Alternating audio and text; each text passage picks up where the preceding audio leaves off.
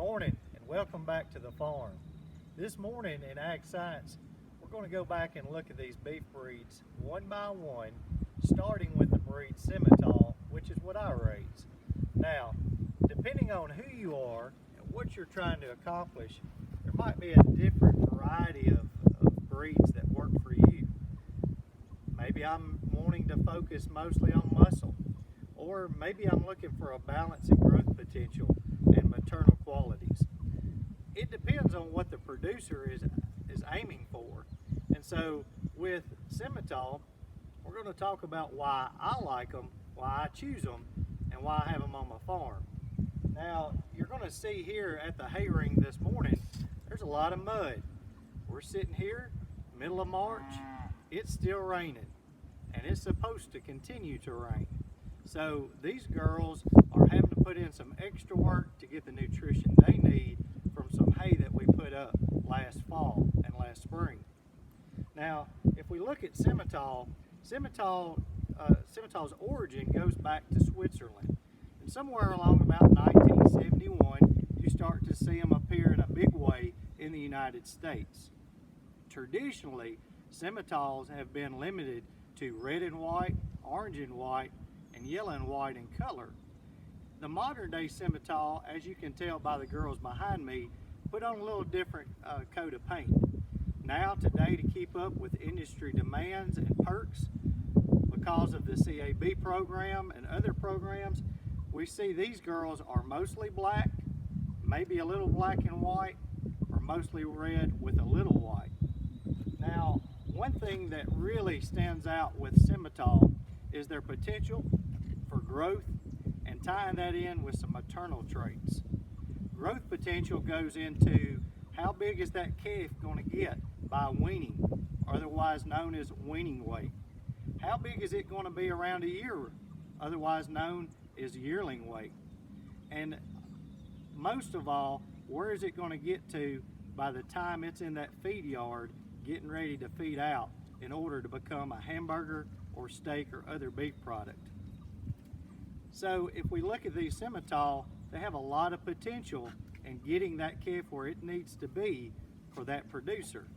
If we look at the maternal characteristics, these ladies have good sized calves, not monsters, but also they're good sized. They're not at a disadvantage in small.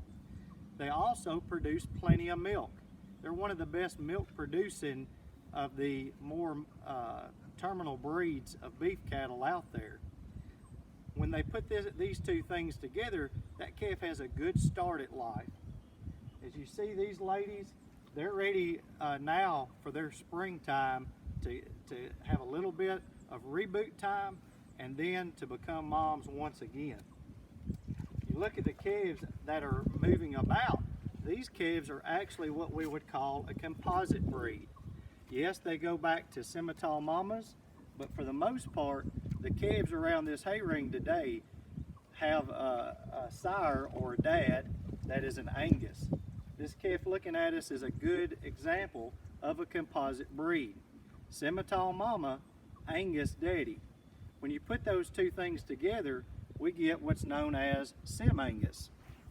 Now, Sim Angus is really very highly sought after because it takes the good things of what the Angus breed has to offer and combines it in a package with what is good about the Simmental breed. Now, if we get a chance today, we're going to focus on our bull, which is an Angus and is the sire to these calves, and we'll talk a little bit more about the Angus breed. But we'll save that for later and see if we can catch up with him up on the hill. Now we've had our bull walk up to the hay ring to get a bite to eat this morning. This bull is out of a Mayfield Angus bull. Really pleased with him. He's done great for our herd, and he's put in some extra growth that we needed into our herd because we focused mostly on martley frame cattle. Now, the Angus breed dates back in the United States till around the 1870s.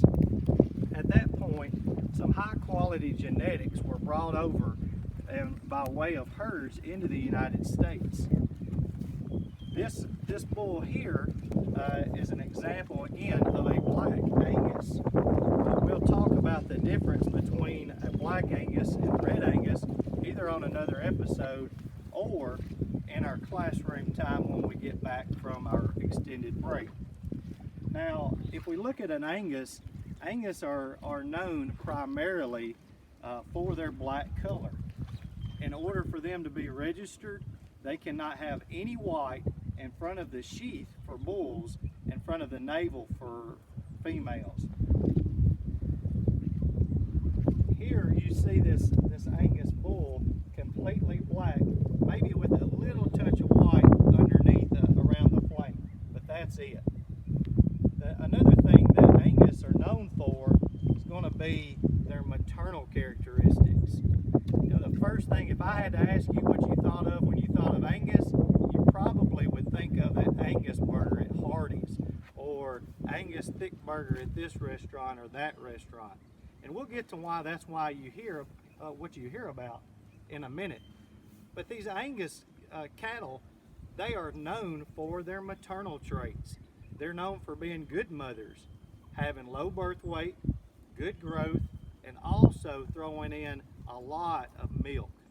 So when you put this breed alongside of a Simmental and get that composite breed of a Sim Angus, you tend to get the best of both worlds. That's why it's highly sought after. Now, one thing that the Angus boys have done very well is marketing. Just look at their logo, their theme, their slogan. It says Angus, the business breed. It's because this breed realized years ago that in order for them to keep up with the demands and to come out as leaders in the beef industry, they were going to have to do some extra marketing. And so they did that. Now, does that mean that they lie to us? Not necessarily. They're just good at what they do. They're good at selling their product, which is something that the rest of the beef industry can take note of. So when I go and I buy that Angus burger, that's what I think of for the average person out here that's buying food. But what we're concentrated on are genetics. And as we go through this and we start thinking about how genetics tie into this, and that's really the end game in ag science, the genetic traits, the inherited traits.